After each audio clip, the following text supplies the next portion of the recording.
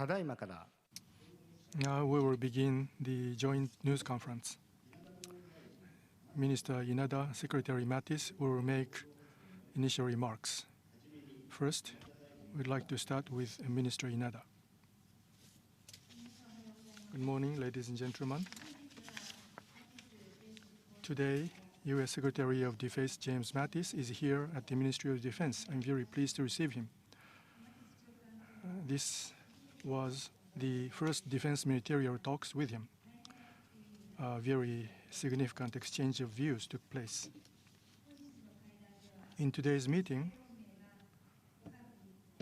that the Japan and U.S. alliance is important to secure peace and stability of Japan and the Asia-Pacific region, and that to further strengthen deterrence and response capabilities of the alliance, Japan and the United States work together. These points have been confirmed. We exchanged opinions on the regional situations. Evolution of North Korea's nuclear and missile development is, for Japan and the U.S. and for the region's security, a grave threat. We agreed on this understanding.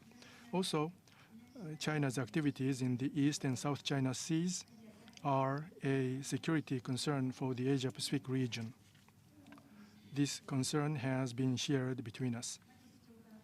Secretary Mattis said the Senkaku Islands are under the administration of the government of Japan and fall within the scope of Article 5 of the Japan-U.S. Security Treaty. He said that the United States opposes any unilateral action to attempt to overthrow Japan's administration of the Senkaku Islands.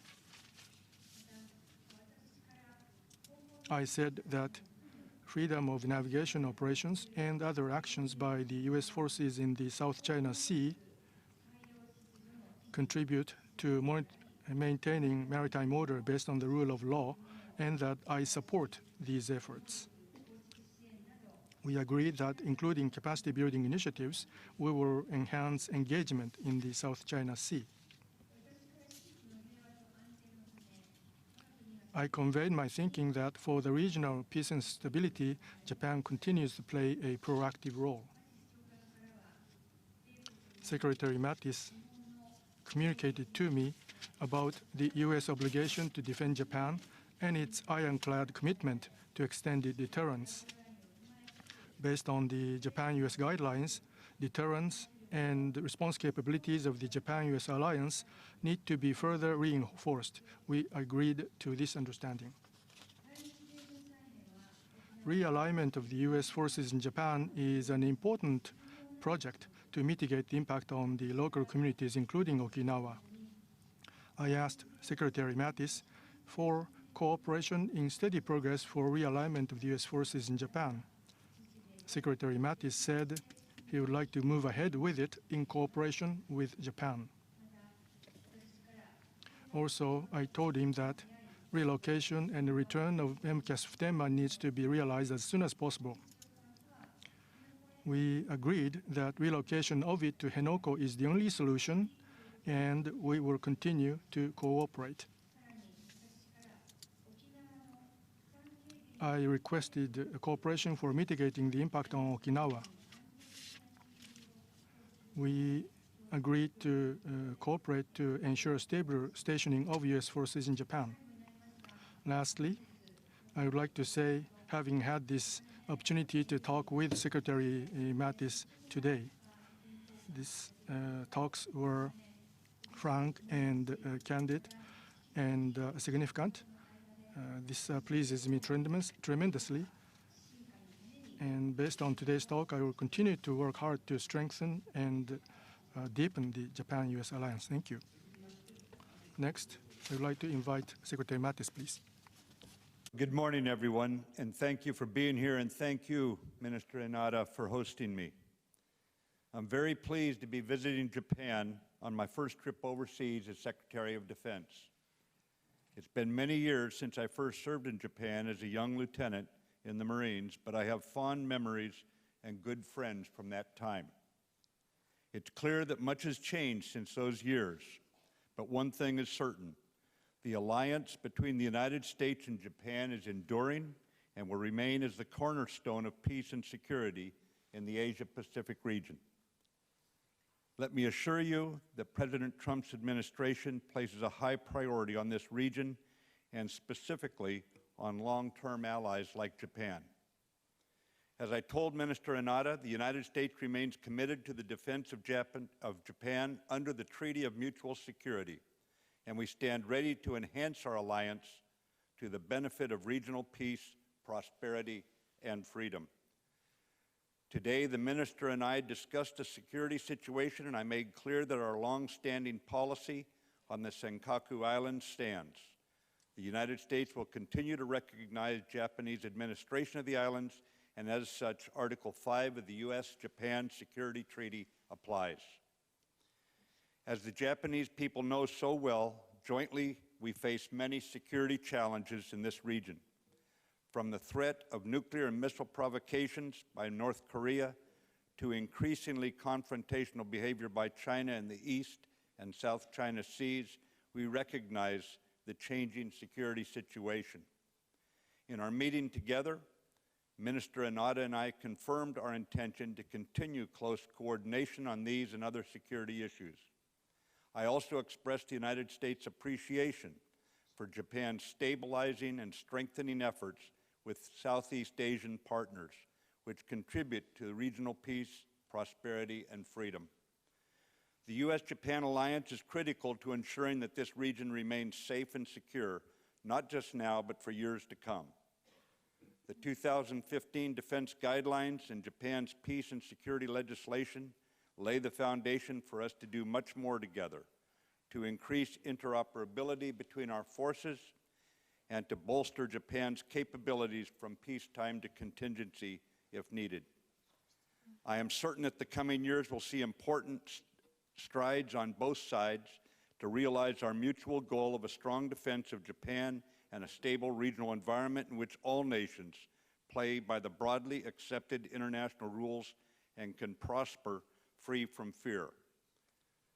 The United States has invested in the alliance by deploying our most advanced capabilities to Japan and by maintaining a robust force structure. I also mentioned to Minister Inada that the United States remains committed to mutually agreed upon realignment plans. These include relocating Marines to Guam and reducing our footprint on Okinawa while maintaining the capabilities needed to keep Japan and the region secure. During my discussions here, we agreed that our mutual efforts to build the Fatima replacement facility will continue, as it is the only solution that will enable the United States to return the current Marine Corps Air Station at Fatima to Japan.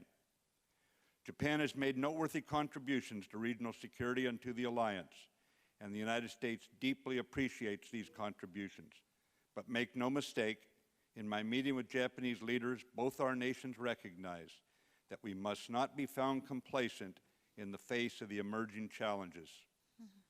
As our alliance grows, it will be important for both our nations to continue investing in our defense personnel and capabilities. In this manner, we will ensure that we are true partners together today and in the years to come. The United States stands with our friends and allies. Thank you again, Minister Inada, for hosting me. It is a pleasure to be back in Japan, and I look forward to hosting you in Washington. Thank you. Next, we'd like to move on to representative questions. In the interest of time, we'd like to entertain 2 questions from each, Japan and the United States. Those of you who will ask questions, please raise your hand. When designated, please come to the standing mic in front. Please state your name and affiliation before asking a question either to Minister Inada or Secretary Mattis. State which person your question is directed to. And after asking the question, please return to your seat. First, we'd like to take up one question from the Japanese side. Nakamura-san.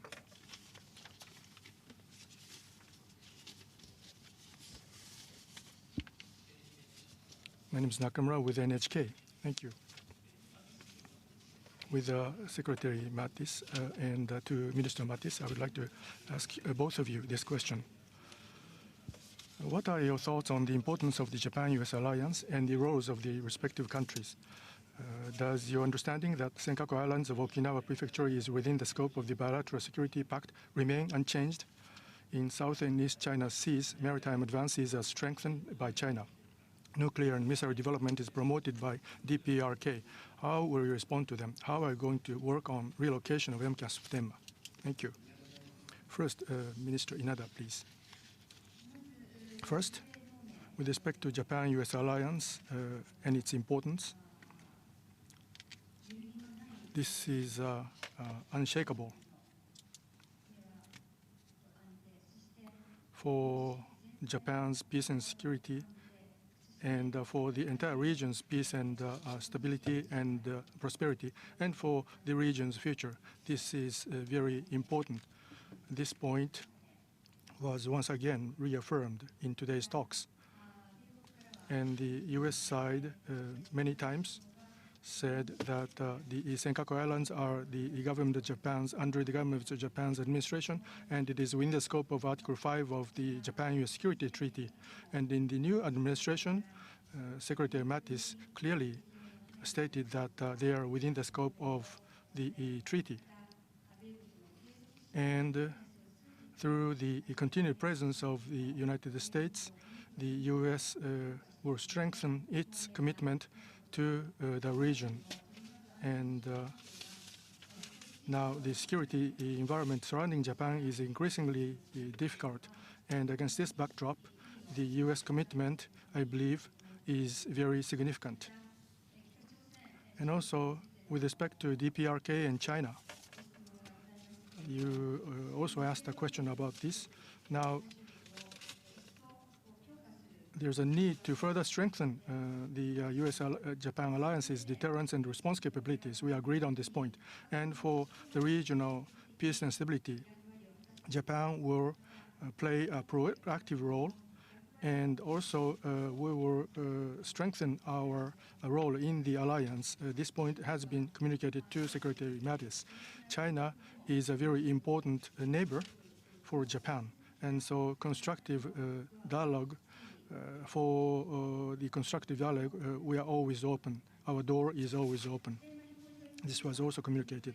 With respect to MCAS Futenma, the relocation of it to Henoko is the only solution, and this position was once again reaffirmed with Secretary Mattis. And as far as the government of Japan is concerned, we have an intention to steadily move ahead with the work toward relocation. Based on the results of today's talks, we would like to further solidify the ties of the Japan-US alliance, which is unshaken based on the trusting relationship. There is an attempt to change the status quo by force, but in order to establish peace and stability and the rule of law, I would like to further work with the countries with that shared value. Please, Secretary Mattis, please. Stated, the alliance is unshakable. And between the two of us standing together, we're stronger together. We're stronger with South Korea. And yet there is no complacency in terms of the alliance. We know we have got to adjust to the changing security situation. We will do so in measured steps, working together. And I don't see any reason right now to think we cannot maintain stability in the Asia-Pacific region, especially with China. But at the same time, we have to recognize that the rules-based international order must be maintained. And so our focus, immediate focus, is perhaps principally on the North Korea nuclear and ballistic missile threat, but we also must stand together in support of the international order that is rules-based, and no one nation shoulders another aside or shreds the trust in terms of conviction over maintaining a rules-based approach to solving any sorts of disputes. Thank you.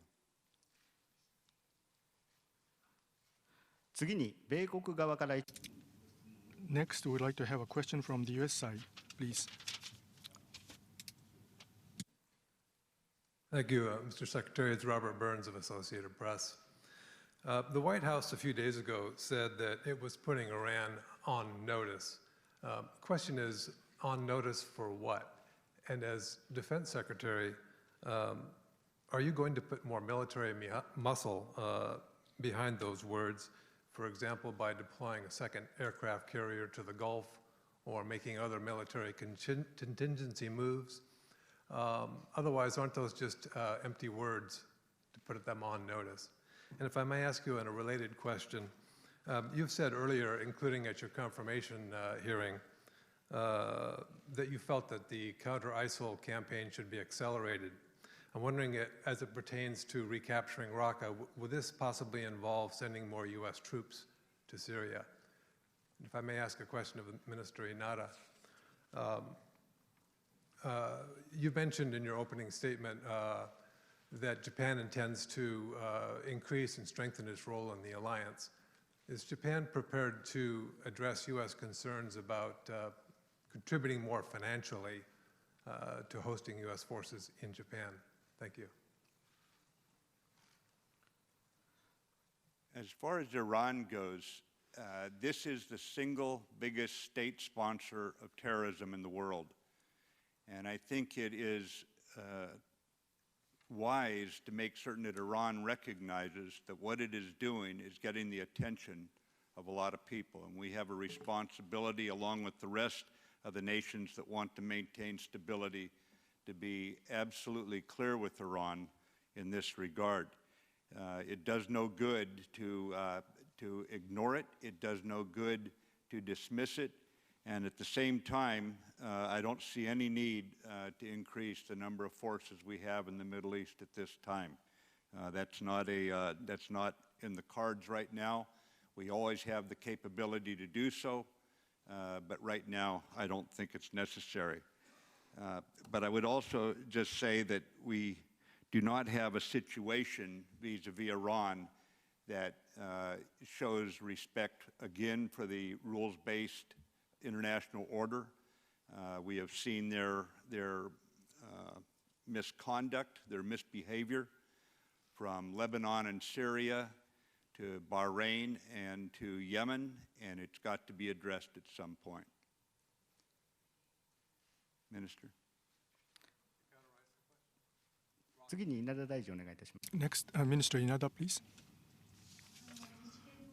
The Japan-US alliance, this is for Japan and also for the future of this region, is a very important alliance. And the importance is increasing, I believe. Against this background, in this alliance, what kind of roles Japan will play, and also proactive playing of role was mentioned. Now, under the Abe administration, the peace and security legislation, and also through the Japan-US security guidelines, for example, we are able to protect the US assets, and also limited exercise of force would be allowed. So within the permission of the Japanese Constitution, we are contributing to the peace of the world, and also we are doing activities to contribute to the Japan-US alliance. And furthermore, when in the administration, the National Defense Program guidelines have been revised, and now, before the Abe administration, the defense expenditure was growing negatively. But after the Abe administration came into place, every year this has been growing. So the Japan's defense capabilities have been strengthened steadily and securely. Now, the strengthening of Japan's defense capabilities, and also to the countries that share the values, we are also providing the capacity building, and also for the region, we are playing a proactive role also in the Japan-US alliance, and also with the Secretary, with respect to the burden on the cost for the U.S. forces in Japan. There was no discussion whatsoever. Based upon the agreement between the two countries, appropriate burden sharing is happening. The second question from the Japanese side, please. Onuma-san, please. My name is Onuma with GG Press. To both the Secretary Mattis and Minister Inada, as was mentioned by Minister Inada, President Trump during the campaign referred to increasing Japan's burden of cost for stationing U.S. forces in Japan. On this point, Secretary Mattis, now you have expressed your intention to ask the allies to increase the burden of cost. Now, how are you going to respond to that? And also, what do you think of the Japan's defense budget, which accounts for about 1% of GDP? To Minister Inada first, please. Right. Regarding the point of cost of burden for stationing U.S. forces in Japan, as I said before, in these talks, there was no discussion on that particular point. And also, the burden sharing in the alliance are not really restricted to financial aspects. And also, regarding the defense-related expenditures, again, as I mentioned before, we have midterm defense build-up program covering from fiscal 2014 to 2018. Based on this midterm defense build-up program, for in 5 years, in average, the plan is to increase it by 0.8% in average. So we will endeavor to develop the defense capabilities steadily and continuously. And in my talks with the Secretary, based on the security environment that is increasingly becoming more difficult, well, both qualitatively and quantitatively, Japan will strengthen its defense capabilities and expand the role that Japan can play. This point has been communicated. Secretary Mattis, next, please. Japan has been a model of cost sharing, of burden sharing. We have constant dialogue about this. We work through the details. But we can point to our Japanese-American cost-sharing approach as an example for other nations to follow. And we have watched as the security situation worsened and watched the budget grow under Prime Minister Abe and the Minister of Defense guidance. And I think it's prudent that we take those steps and we adapt the militaries, both our military positions, to the security situation we face today and anticipate tomorrow, and I think Japan is on the right track.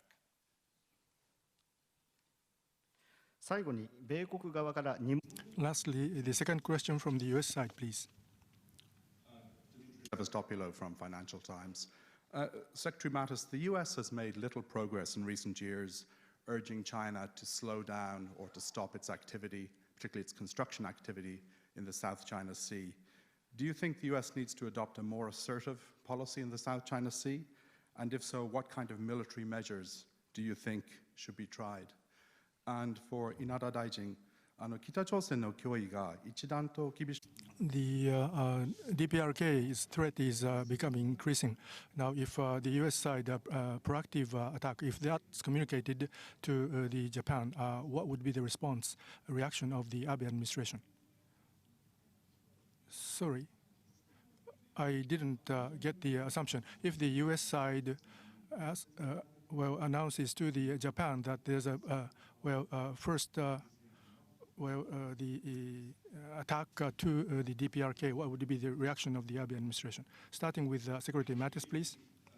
Watched in the South China Sea as China has shredded the trust of nations in the region, apparently trying to have a veto authority over the diplomatic and security and economic conditions of the neighboring states. And the point behind a rules-based international order, what those words mean is that we all play by the rules, and if we have disputes, we take them to arbitration.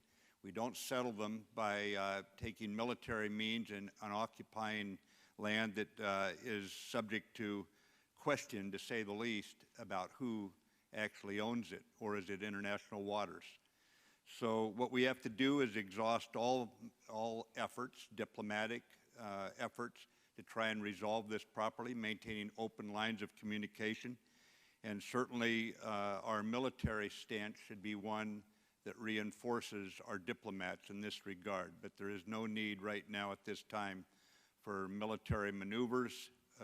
or something like that that would solve something that's best solved by the diplomats. At the same time, freedom of navigation is absolute, and whether it be commercial shipping or our U.S. Navy, we will practice in international waters and transit international waters as appropriate. So at this time, we do not see any need for dramatic military moves at all.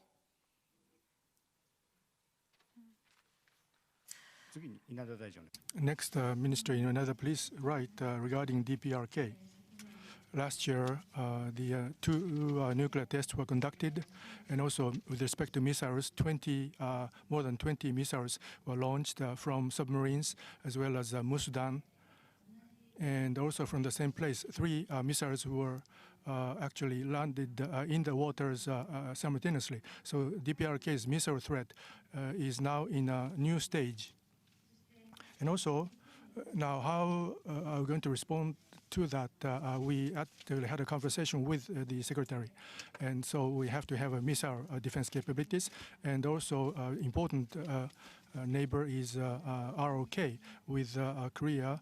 Long-standing issue, GSOMIA is now in place. So the Japan-U.S. alliance and also Japan-U.S. ROK, these 3 countries need to cooperate and will cooperate steadily. I think this is very important. And beyond that, Japan has Article 9 of the Constitution, and we have a defense-only posture. And we have a strike capability. We don't have a strike capability. On this point, between Japan and the United States, we have a division of roles. But first, we have to make sure that this kind of a situation will not happen.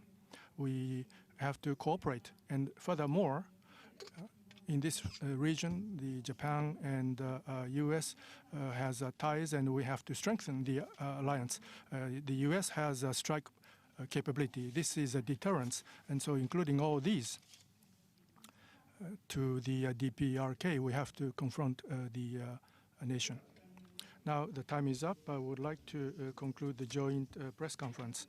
The 2 ministers are leaving the stage. Please remain. I would like to ask the press corps to remain seated.